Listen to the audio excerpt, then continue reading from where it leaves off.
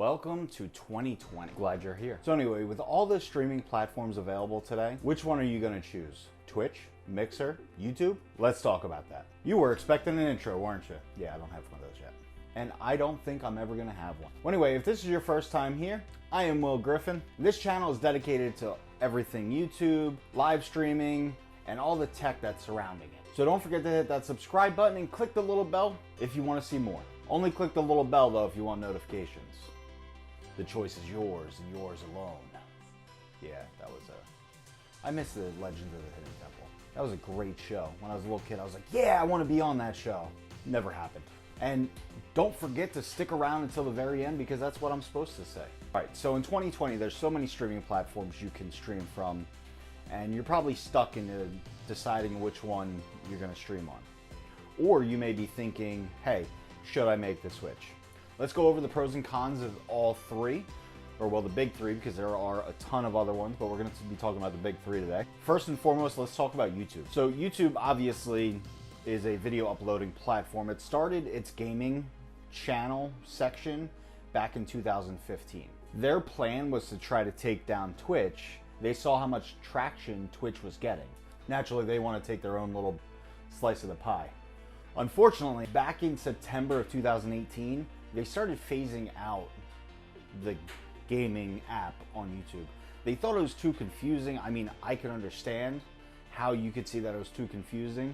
They probably should have created a whole new website. Like Google should have taken the live streaming idea and created a new website for that. As everybody knows, YouTube is the second largest site and it's one of the largest search engines next to Google.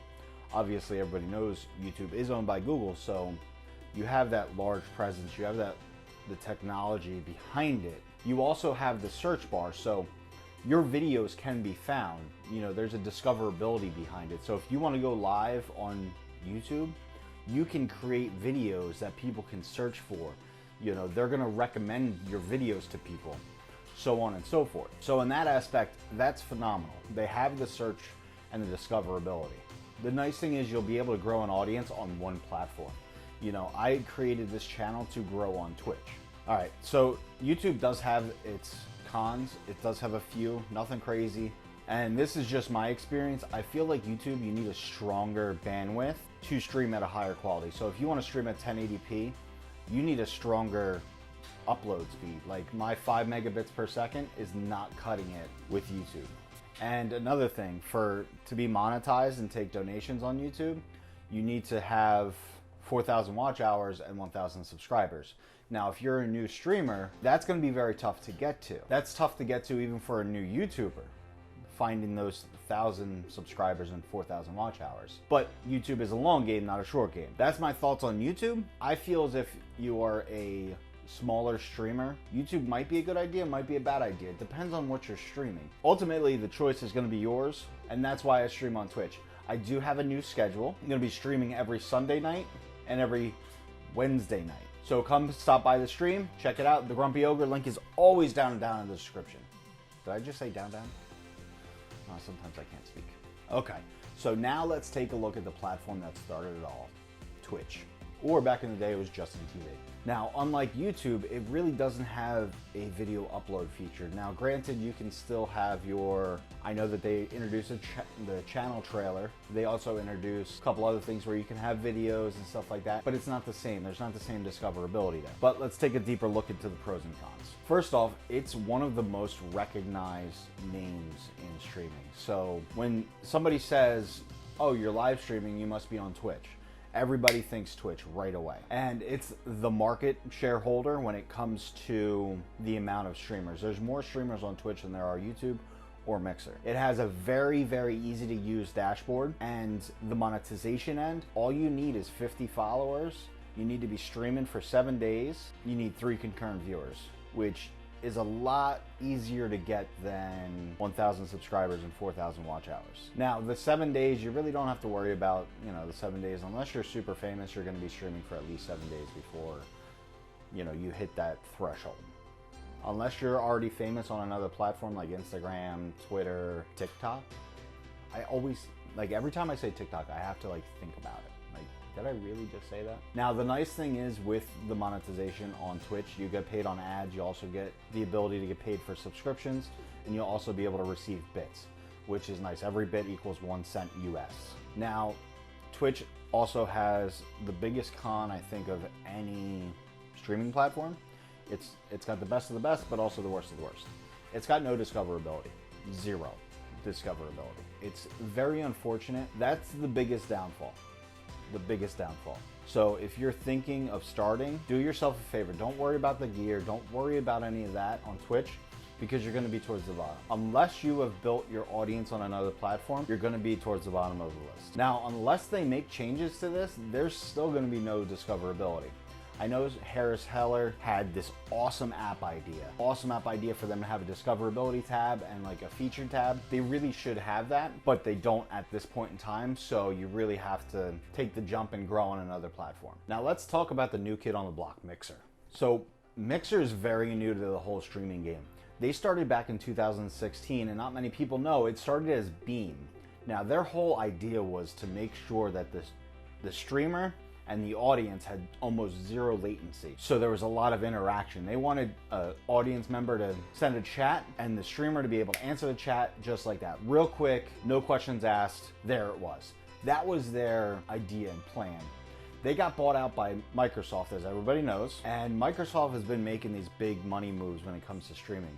Because let's be honest, 2020 going forward, cable's gonna be going out. Everything's gonna be live streaming soon. Everything's gonna be YouTube soon. You know, with Microsoft picking up Shroud and Ninja, they're really making the moves.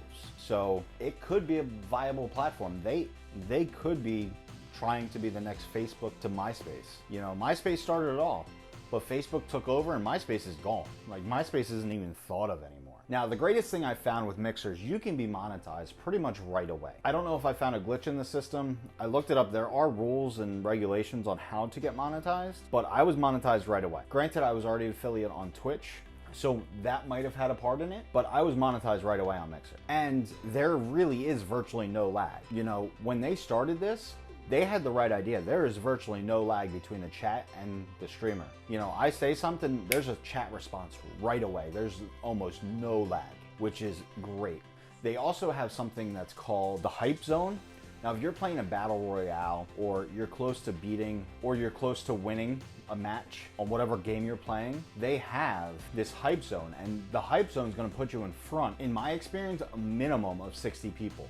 So that's your time to shine. That's your time to, you know, make your mark. Make sure those 50 to 60 people that are watching, they come to your stream and they start following you. So Mixer has that going for it. Granted, it's completely random. So if you're playing Fortnite, there's thousands of people playing Fortnite. So if you're Final Circle, you may not be featured in the hype zone. It's completely random because there's only one hype zone per game. You know, like Blackout, there's one. For Apex, there's one. So on and so forth. Obviously, Mixer does have its cons. It is the new kid on the block, so not many people have faith in it. It's not tried and true yet. But then again, Twitch and YouTube were new at some point. You know, granted this was back in the early 2000s, but they were new at one point, and they gained their status. So maybe Mixer will have the same status in 5-10 years as Twitch and YouTube have. They may have the same amount of following in 5-10 years. And the fact that they're even considered on this list next to the two biggest platforms, I would consider them stepping up in the game. Now, out of all three, I chose to stream on Twitch. The reason being is because I have a lot of friends that stream on Twitch. I do make friends with other streamers. That was obviously the first platform that was big. When I first started looking into streaming, it was Twitch. Now, this is for the streamer that has just started. If you just started streaming and you want to build an audience and grow, what I would recommend, jump on Twitch. But you're gonna have to learn to grow a platform on YouTube. You're also gonna have to learn to grow on Twitter. You're also gonna have to learn to grow on all these other platforms. Because if you don't grow on these other platforms and build an audience, you're not gonna get them over to Twitch. As always, if you liked the video, drop a like down below. If you have any questions, comments, concerns, let me know down below in the comment section. And as always, smash the subscribe button if you like doing that kind of thing. You know, press it gently. It's up to you. And as always, we will see you on the next video.